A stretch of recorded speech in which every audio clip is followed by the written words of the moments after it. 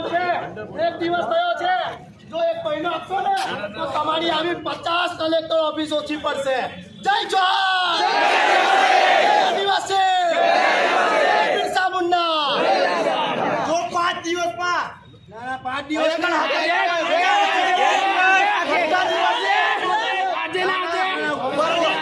પ્રશાસનને એક વિનંતી છે કે લાલભાઈ લુખ્ખાને હમણાં લઈ આવે, નહીં તો અહીંથી અમે ગયા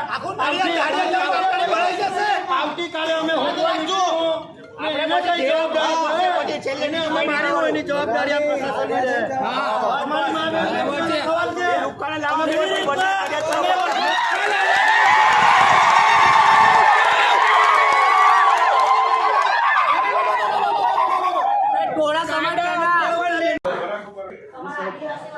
ગૌરવની વાત હતી અને બીજા સમાજ માટે બી બહુ ગૌરવની વાત હતી.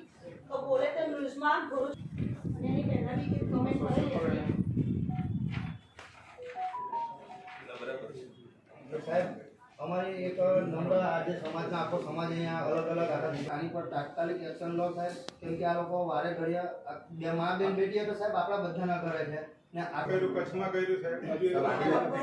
આદિવાસી સમાજની મા બેન દીકરીઓની જેટલી મા બેન દીકરીમાં તો આપણા રાષ્ટ્રપતિ પણ આવે છે, એટલે અમને તો એવું લાગે છે કે આપણા રાષ્ટ્રપતિ સુધી આ ગાર એ લોકોએ પહોંચાડ્યો હોય.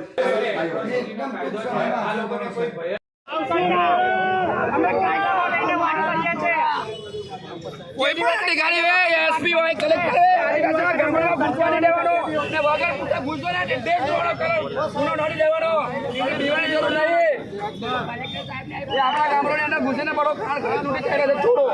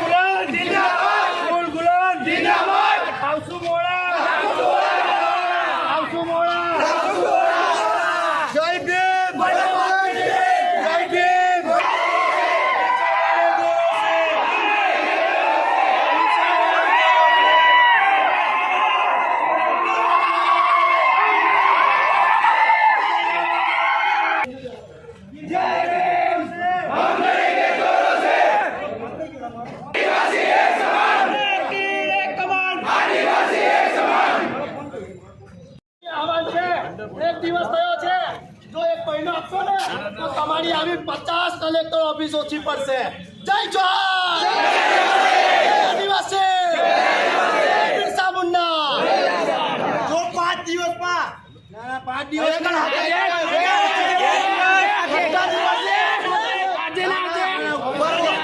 પ્રશાસનને એક વિનંતી છે કે લાલભાઈ લુખ્ખાને હમણાં લઈ આવે, નહીં તો અહીંથી અમે ગયા આવતીકાલે અમે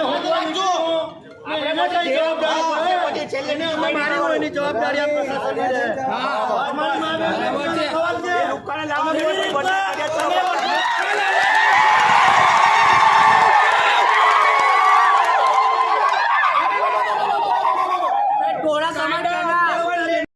મારે તો ભારત દેશના વડાપ્રધાન અને ભારત દેશના મહામહિમ રાષ્ટ્રપતિ જે એક આદિવાસી પદ ધરાવશે અને વડાપ્રધાન આપણા ગુજરાતના છે અને ગૃહમંત્રી પણ આપણા ગુજરાતના છે કેન્દ્રની અંદર. એમને અમે જણાવવા માંગીએ છીએ કે આદિવાસી સમાજ એ આદિ અનાદિ કાળથી વસનારો આ પૃથ્વી પર અને આદિવાસી સમાજ આ ભારતની અંદર વસનારો એ મૂળ માલિક છે. છતાં એને આજકાલના લોકો જેવી અભદ્ર ટિપ્પણી જે કરી છે, જે નડિયાદના છે લાલભાઈ, એમને અને એની આગળ પણ અહીં અંકલેશ્વરમાં એક પિન્ટુ કરીને બોલી ગયો છે, એક કચ્છનો પણ બોલી ગયો છે, એને કંઈ પોલીસ કાર્યવાહી નથી કરતી. બાકી તો પોલીસ તંત્રને મારે કહેવા માગું છું કે તમે રાતોરાત આરોપીઓને પકડી લાવો છો બીજા કેસોની અંદર, જ્યારે આદિવાસી સમાજ પર જો આવી રીતે તમે બોલતા હોય ને એની પર કાર્યવાહી નહીં કરો તો એ ચલવી લેવામાં નહીં આવે. નહીં તો અમારો સમાજ આ ખુન્નસી સમાજ છે, શાંત સમાજ છે, પણ જ્યારે એ બહાર નીકળશે ને એ દિવસે તીરકામઠા ધારિયા બાલા લઈને નીકળશે એ દિવસે આખો વિસ્તાર સુમસામ થઈ જશે. એ અમારી સંસ્કૃતિ અને પ્રકૃતિનું પ્રતીક છે.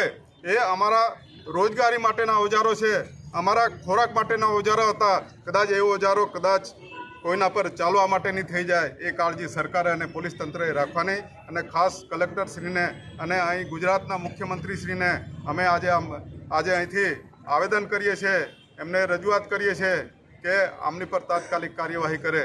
અને જે બેને કીધું એ પ્રમાણે એમને તાત્કાલિક અહીં લાવીને એમને બધા પાસે માફી તો ઠીક છે, માફી માગવા લાયક કંઈ માણસ છે જ નથી.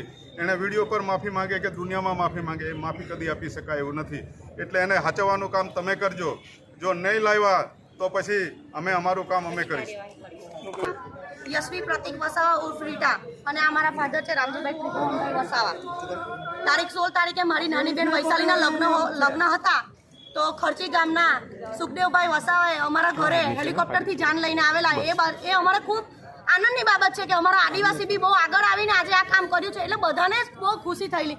પણ અમુક સમાજના તત્વોએ એટલું બધું ખરાબ કમેન્ટ કરેલી, બોલે તો ભરૂચ પૂછે તો ભરૂચમાં કમેન્ટ કરેલી ને એમાં એમને એવું લખેલું કે ભીલડાઓ બી હવે હેલિકોપ્ટરમાં ફરતા થઈ ગયા છે. તો મેં એને કમેન્ટ કરેલી કે ભાઈ તારે બી ફરવું હોય તો તું બી ફર, તું બીજાનું કેમ આવું બોલે. તો એને મને અભદ્ર ભાષામાં બહુ જ ખરાબ ટિપ્પણી કરેલી છે, જે હું બધા વચ્ચે બોલી શકું તેમ નથી.